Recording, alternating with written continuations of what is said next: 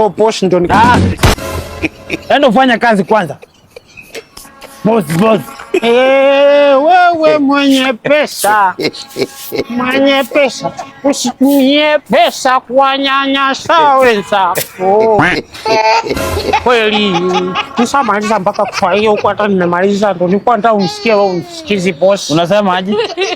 Nilikuwa nauliza kama unaweza nisaidia ruhusa niende matanga ya sosi yangu my grandfather. Hello. Kesho yako, si ndugu yako ameniomba nafasi asubuhi akasema anaenda matanga ya anti yake. Sasa huyo anti ya ndugu yangu ndio soso yangu mwenye alikufa jana usiku. Sasa mbona sikuelewi? Sasa kama fanya hivi, basi nipe ruhusa niende matanga ya mama yangu basi. Fanya aje? Unajua wewe ni kama kazi imekushinda because mama yako ameniomba nafasi saa hii hapo nje tukiwa kwa gate. Ameniambia naenda kuona mtoto shule. Tena unaniambia aje unaenda matanga ya mama yako? Basi tufanye hivi. Juu papa yangu pia alisikia story ya mamangu, fara mamangu alisikia sasa yangu akaanguka chini. Pia papa yangu sasa alisikia story ya mama yangu, akasukua na stress,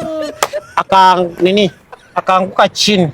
Akakufa. Sasa acha tu niende matanga yake. Tufanye hivi. Nirudi. Sitaki tusumbuane. Wewe ni kama umekuwa lazy. Last month mzima au kuwa kazi. Last week ukakuja ukaniomba nafasi ya wiki mzima au kuwa kazi. Tena umekuja leo unataka tena nikupee nafasi uende nyumbani.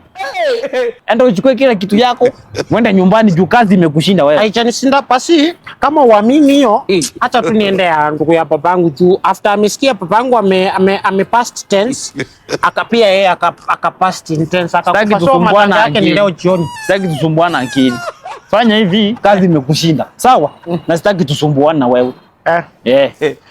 Ama tufanye hivi. Ama acha tu siende, acha niende yako kesho. Asubuhi yako. Hello. Akili yako iko sawa? Si ndio? Matanga yangu aje na niko hapa?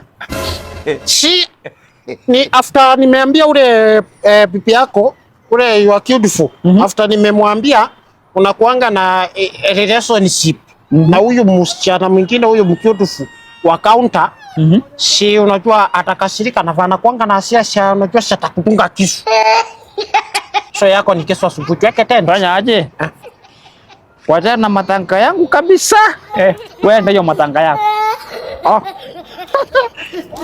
Namaste.